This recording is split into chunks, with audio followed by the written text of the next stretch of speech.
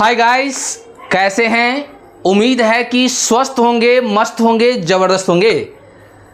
तो आज जो है हम क्लास 12 का जो अकाउंट है उस अकाउंट में हम लोग पार्टनरशिप का जो लास्ट चैप्टर है, पार्टनरशिप का जो लास्ट चैप्टर है, डिसॉल्यूशन ऑफ पार्टनरशिप फॉर्म, यानी कि साझेदारी फॉर्म का विघटन या समापन। तो ये जो साझेदारी फॉर्म का विघटन है, जिसको हम लोग समापन भी कहते हैं, ये आपका जो चैप्टर है, ये ऑल ओवर ये चैप्टर 25 नंबर का जो है आपके एग्जामिनेशन हॉल में आता है। क्लास किसमें? 12 में। कितने नंबर का आता है? ये 25 नंबर का। बात रहे कि एसटीटी की बात करें या बीपीएससी की बात करें, तो एसटीटी में इस चैप्टर से भी बहुत सारा क्वेश्चन आता है और बीपीएससी में भी इससे रिलेटेड क्वेश्चन आता है। तो चलिए टाइम को वेस्ट ना करते हुए हम लोग जो है इस टॉपिक को आगे देखते हैं। तो अगर सबसे पहली बात है कि आप देख रहे हैं कि साझेदारी फॉर्म का विघटन दिया है यानी समापन दिया है, तो सबसे पहले ये हमको समझना होगा कि साझेदारी का विघटन या समापन क्या होता है। सबसे पहले हम इसको समझेंगे। तो सिंपल सी बात समझिए कि साझेदारी का समापन कब होता है। जैसा कि हम लोग आम बोलचाल की भाषा में कहते हैं कि अगर किसी साझेदार के बीच आपसी मतभेद होता है तो ऐसी दशा में क्या होता है कि साझेदारी का क्या होता है, समविच्छेद हो जाता है। यानी क्या, उसका आपसी विच्छेद क्या होता है, अलग हो जाता है। बात समझे? यानी साझेदारी का विघटन का मतलब है कि साझेदार के बीच आपसी मतभेद होना ही साझेदारी का विच्छेद कहलाता है, यानी साझेदारी का समापन कहलाता है। कोई दिक्कत? या कभी कभी घुमा कर ही पूछ सकता है कि साझेदारी का विघटन किन किन परिस्थितियों में होता है, कौन सी दशा में साझेदारी का विघटन होता है। बात समझ में आए? तो समझ गए पहले साझेदारी का विघटन। तो साझेदारी का विघटन क्या होता है कि जब साझेदार के बीच किसी भी कारण से आपसी जो मतभेद होता है, कोई भी कारण हो सकता है, आपसी मतभेद होता है, आपसी विच्छेद हो जाता है, तो यह क्या होता है, साझेदारी का विघटन हो जाता है। बात समझ में? अगला टॉपिक दिया है कि meaning of dissolution of form. ये हम लोग डिसॉल्यूशन ऑफ पार्टनरशिप पर है। अब क्या है, डिसॉल्यूशन ऑफ फॉर्म की बात बोले कि साझेदारी फॉर्म का विघटन क्या कहलाता है। अब साझेदारी फॉर्म का विघटन का मतलब एक वर्ड में समझ दिए कि व्यवसाय को बंद होना। क्या होना? कि व्यवसाय को बंद कर दिया जाता है। कब? जब साझेदारी फॉर्म का विघटन हो जाता है। तो हमें कह सकते हैं एक वर्ड में कि साझेदारी फॉर्म का विघटन का मतलब होता है कि व्यवसाय को बंद करना। अब यहाँ प्रश्न उठता है कि क्या साझेदारी के विघटन से फॉर्म का विघटन या समापन हो सकता है? बताइए, हो सकता है? नहीं, साझेदारी के विघटन से फॉर्म का विघटन नहीं होता है। स्वाभाविक सी बात है, जैसे अगर मान लीजिए 3-4 पार्टनर मिलकर व्यवसाय कर रहे हैं, अगर 1-2 पार्टनर अगर चला भी जाए तो पार्टनर नया आ सकता है और उस साझेदारी फॉर्म को चला सकता है। बात समझे? तो कहने का मतलब है कि साझेदार के विच्छेद होने से फॉर्म का विघटन नहीं हो सकता है। समझ में? दूसरा क्वेश्चन ये हो सकता है कि फॉर्म के विघटन से साझेदारी का विघटन हो सकता है क्या? क्वेश्चन को फिर समझिए कि फॉर्म के विघटन से साझेदारी का विघटन हो जाता है या संभव है? एकदम संभव है, क्योंकि अगर फॉर्म ही समाप्त हो जाएगा तो साझेदारी जो है खुद ही समाप्त हो जाएगा, क्योंकि फॉर्म रहेगा ही नहीं तो साझेदार की आवश्यकता होगा ही नहीं। बात समझ रहे हैं? चलिए आगे। अब कहता है कि साझेदारी के समापन की जो परिस्थितियां होती है, कौन कौन सा कंडीशन होता है, किस कंडीशन में क्या साझेदारी का समापन होता है। तो आप देख सकते हैं कि दिया हुआ है किसी साझेदार द्वारा अवकाश ग्रहण करने पर। अवकाश ग्रहण को हम लोग बोलते हैं इंग्लिश में रिटायरमेंट। अगर मान लीजिए कि कोई पार्टनर रिटायर कर जाता है अपने साझेदारी से, तो ऐसी दशा में साझेदारी का क्या होता है, विघटन हो जाता है। या कह सकते हैं कि किसी साझेदार की मृत्यु की दशा में, किसकी दशा में, मृत्यु, यानी कोई साझेदार अगर मर जाता है तो ऐसी दशा में भी साझेदारी का विघटन हो जाता है। कोई दिक्कत, किसी को कोई समस्या नहीं। या कह सकते हैं कि किसी साझेदार के दिवालिया घोषित होने पर, मतलब कोई साझेदार है अगर दिवालिया अगर घोषित होता है तो ऐसी दशा में साझेदारी का क्या होता है, विघटन हो जाता है। समझ में आया। अब क्वेश्चन पूछ सकता है कि साझेदारी के विघटन और साझेदारी फॉर्म का विघटन क्या दोनों अलग है या सेम है। तो हम कह सकते हैं कि साझेदारी का विघटन और फॉर्म का विघटन जो होता है दोनों अलग है। साझेदारी के विघटन से फॉर्म का विघटन नहीं हो सकता है, लेकिन फॉर्म के विघटन से साझेदारी का विघटन जो है स्वतः हो जाता है। बात समझ में। अब क्वेश्चन हो सकता है कि साझेदारी फॉर्म के समापन के समय, किसके समय, साझेदारी फॉर्म के समापन के समय कौन कौन से आवश्यक खाता खोले जाते हैं। बात समझे। मतलब कि साझेदारी का जब समापन होता है तो ऐसी दशा में जो नेसेसरी अकाउंट है, कौन से ऐसे नेसेसरी अकाउंट है जिसे ओपन किया जाता है। तो ध्यान दीजिएगा, नेसेसरी अकाउंट की अगर हम बात करें तो सबसे पहले आपका रियलाइजेशन अकाउंट होता है, उसके बाद होता है पार्टनर्स कैपिटल अकाउंट होता है, उसके बाद होता है बैंक या कैश अकाउंट होता है।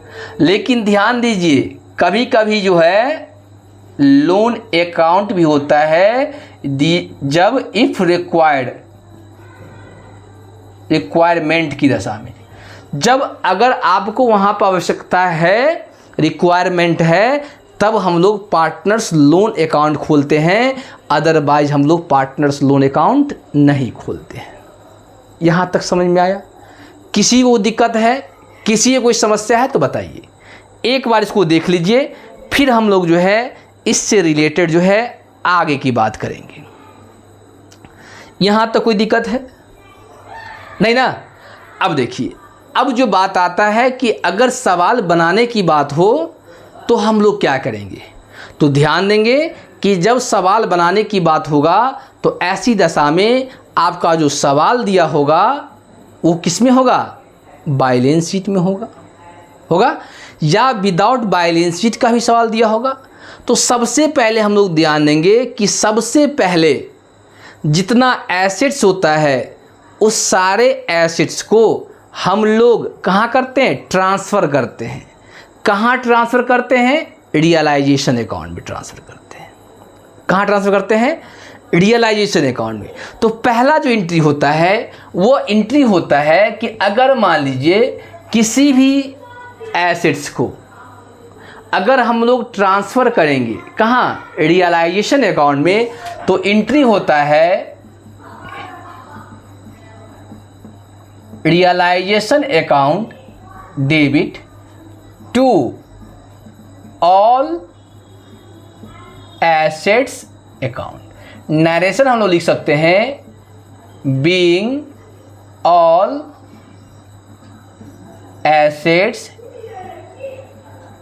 ट्रांसफर टू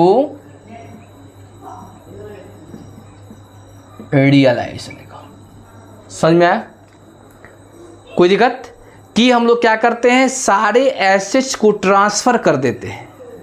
कहाँ कर देते हैं, रियलाइजेशन अकाउंट में। कोई दिक्कत नहीं ना। चलिए, उसके बाद एसेट्स को ट्रांसफ़र करने के बाद हम लोग क्या करते हैं, लायबिलिटीज़ को ट्रांसफ़र करते हैं। किसको ट्रांसफ़र करते हैं, लायबिलिटीज़ को। अगर मान लीजिए कि लायबिलिटीज़ को ट्रांसफ़र करते हैं तो एंट्री क्या होगा, all liabilities account debit to realisation account. Narration क्या होगा, being all liabilities transfer to realisation account. यहां तक समझ में आया, कोई दिक्कत। यानी कि जब समापन होता है तो हम लोग एसेट्स को क्या करते हैं, ट्रांसफ़र कर देते हैं रियलाइजेशन में, और लायबिलिटीज़ को भी हम लोग क्या करते हैं, ट्रांसफ़र करते हैं रियलाइजेशन अकाउंट में। ट्रांसफ़र करने के बाद क्या होता है, एसेट्स को सेल करते हैं। यानी कहा जाए कि अगर एसेट को सेल करके अगर पैसा प्राप्त करेंगे तो पैसा मेरे पास आएगा। क्या होगा, आएगा। जब पैसा मेरे पास आएगा तो हम लोग एंट्री लिख सकते हैं, कैश या bank account debit to realisation account. Narration क्या होगा, being cash realised from assets. समझ में आ रहा है, यहाँ तक कोई दिक्कत है तो बताइए। किन्हीं को दिक्कत है किसी प्रकार का, कोई दिक्कत नहीं ना। अब देखिए, अगर पैसा आ गया, क्या हो गया, पैसा आ गया। जब पैसा आपके पास आ जाता है तो उस पैसा को हम लोग क्या करते हैं, जो आउटसाइडर लायबिलिटीज होता है, क्या होता है, आउटसाइडर लायबिलिटीज होता है, उसको हम लोग क्या करते हैं, भुगतान करते हैं। तो अगर मान लीजिए कि आउटसाइडर लायबिलिटीज को भुगतान करेंगे तो क्या एंट्री होगा, realisation account debit to cash या बैंक अकाउंट। कोई दिक्कत। नेशन क्या होता है, बीइंग लायबिलिटीज पेड। कोई दिक्कत। क्या हुआ कि एसेट्स को ट्रांसफ़र किए, फिर लायबिलिटीज़ को ट्रांसफ़र कर दिए, एसेट्स को बेच दिए, पैसा आया, उस पैसा से क्या किए, लायबिलिटीज़ का क्या कर दिए, भुगतान कर दिए। कोई दिक्कत। अब क्या होता है, लायबिलिटीज़ को भुगतान किए, उसके बाद हो सकता है कि एसेट्स के वसूल करने भी कुछ खर्चा होगा, नहीं, जिसको हम लोग इंग्लिश में बोलते हैं रियलाइजेशन एक्सपेंस बोलते हैं। क्या बोलते हैं, रियलाइजेशन एक्सपेंस। बात समझ में। तो जब रियलाइजेशन एक्सपेंस की बात करेंगे या एंट्री बोलेगा कि अगर रियलाइजेशन एक्सपेंस का भुगतान करेंगे तो क्या एंट्री होगा, तो आप लिख सकते हैं realisation expense account debit to cash या bank account. Narration being realisation expense paid. कोई दिक्कत।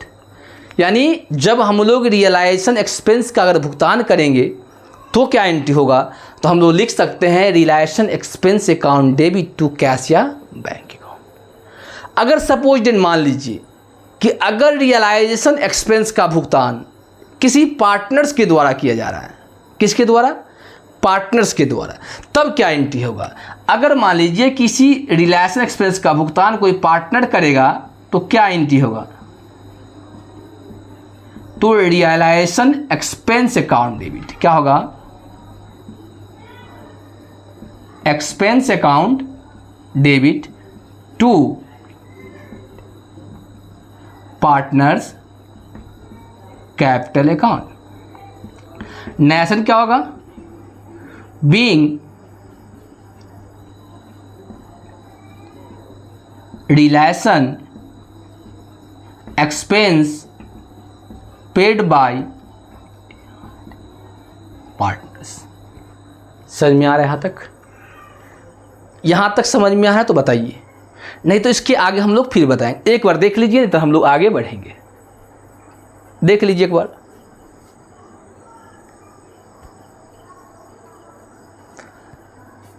देख लिए, इसको हम लोग क्या करते हैं, मिटाते हैं। कोई दिक्कत? देखिए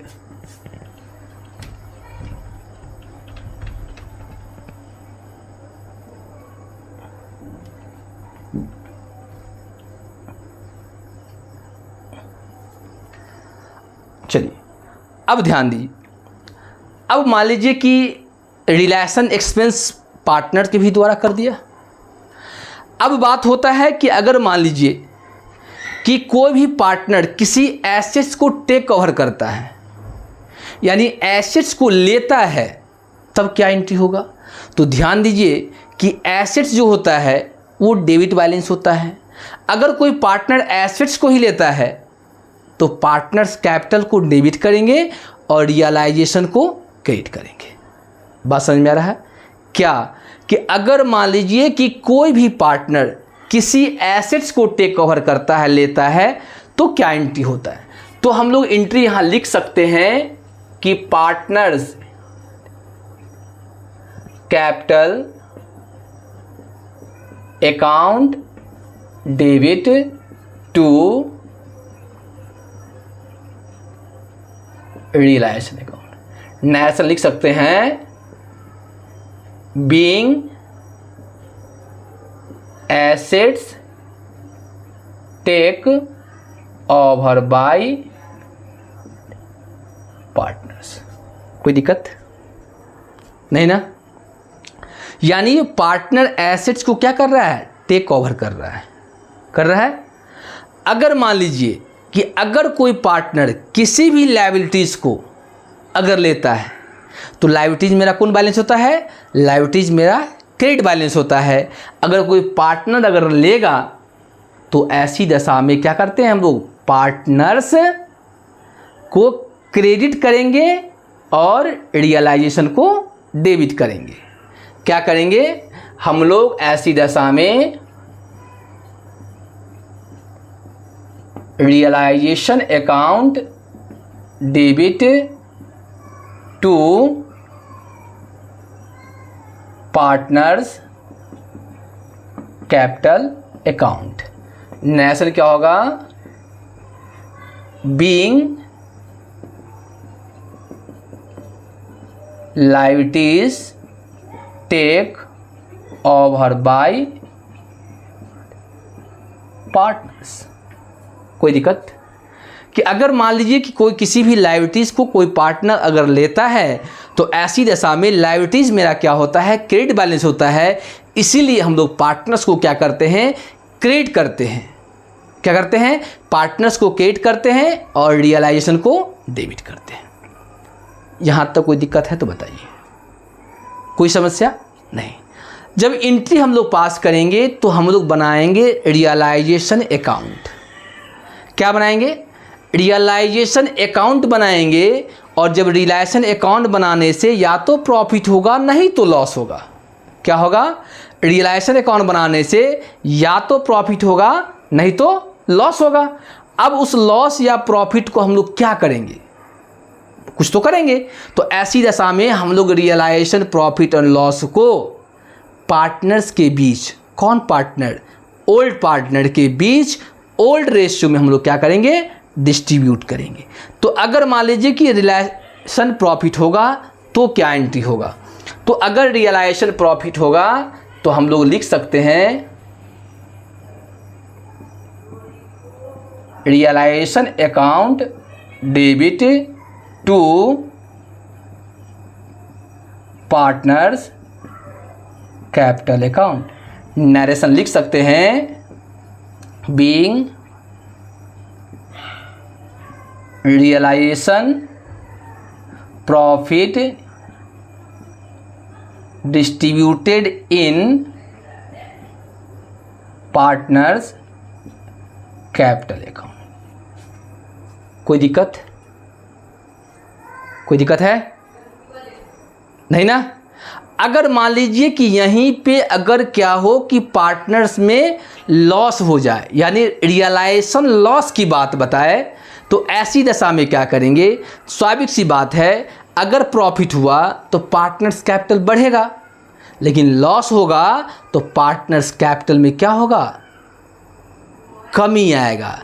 जब पार्टनर्स को कमी आता है तो ऐसी दशा में हम लोग पार्टनर्स कैपिटल को डेबिट करते हैं। क्या करते हैं? डेबिट करते हैं। तो एंट्री की बात कहेंगे तो देख लीजिए, यहाँ पर हम लिख सकते हैं कि partners capital account debit to realisation account. Narration लिख सकते हैं being realisation loss transfer to partners capital account. समझ में आ रहा? कोई दिक्कत? उसके बाद देखिए, बहुत सारा ऐसा अनडिस्ट्रीब्यूटेड प्रॉफिट होता है, चाहे वो रिजर्व हो, चाहे वो जनरल रिजर्व हो, चाहे वो प्रॉफिट लॉस हो। इन सारे तमाम चीज़ों को अगर हम लोग पार्टनर्स के बीच बांटेंगे तो क्या एंट्री होगा? तो अगर अनडिस्ट्रीब्यूटेड जो होगा, चाहे प्रॉफिट हो, चाहे रिजर्व हो, चाहे जनरल रिजर्व हो, अगर इसको पार्टनर्स के बीच अगर बांटेंगे तो क्या एंट्री होगा?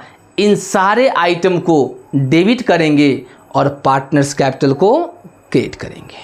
तो एंट्री हम लिख सकते हैं, देख लिए यहाँ पर, देख लीजिए, हम लिख सकते हैं undistributed account debit to partners capital account. Narration क्या होगा? बीइंग अनडिस्ट्रीब्यूटेड प्रॉफिट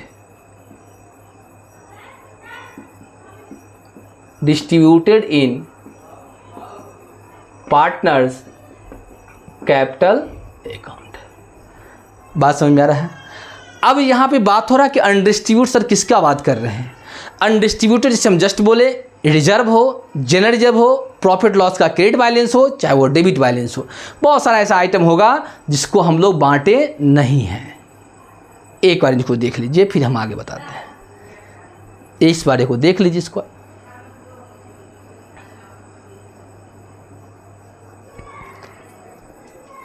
देख लीजिए, देख लिए। अब ध्यान दीजिए, अब देखिए, ये जो बेसिक कंसेप्ट था, इस बेसिक कंसेप्ट को आप ध्यान से अगर पढ़ेंगे, खासकर 12 के स्टूडेंट जो एग्जामिनेशन देंगे 2026 में, क्योंकि इससे सीधे 5 एंट्री उठा लिया जाता है और आपको पूछ दिया जाता है कि प्रिपेयर अ जनरल, कृपया इसका जर्नल बनाएं। तो बाबू, जब तक इसको नहीं पढ़ेंगे, जब तक समझ में नहीं आएगा, तब तक आपको जर्नल नहीं बनेगा। जब जर्नल नहीं बनेगा तो आप रियलाइजेशन अकाउंट का खाता नहीं खोल सकते हैं। जब रियलाइजेशन का खाता नहीं खोल पाएंगे तो हम लोग पार्टनर्स अकाउंट को भी नहीं खोल पाएंगे। जब पार्टनर्स अकाउंट नहीं खोल पाएंगे तो लास्टली हम लोग कैश या बैंक अकाउंट नहीं खोल पाएंगे। तो इसके लिए जो है, इस चैप्टर को आपको बारीकी से पढ़ना होगा, ईमानदारी से पढ़ना होगा, समझ कर पढ़ना होगा, क्योंकि जब तक ये नहीं पढ़ेंगे तब तक समझ में नहीं आएगा। बात समझ में रहे? तो यहाँ तक किन्हीं को अगर समस्या है, किन्हीं को स्क्रीनशॉट लेना है तो ले सकते हैं, नहीं तो आज हम इस क्लास को यहीं पे एंड करेंगे। अगले वीडियो में हम लोग जो है रिलेशन का फॉर्मेट, पार्टनर्स कैपिटल का फॉर्मेट और कैश और बैंक अकाउंट के फॉर्मेट के बारे में हम लोग चर्चा करेंगे। तो आज का क्लास हम यहीं पे एंड करते हैं।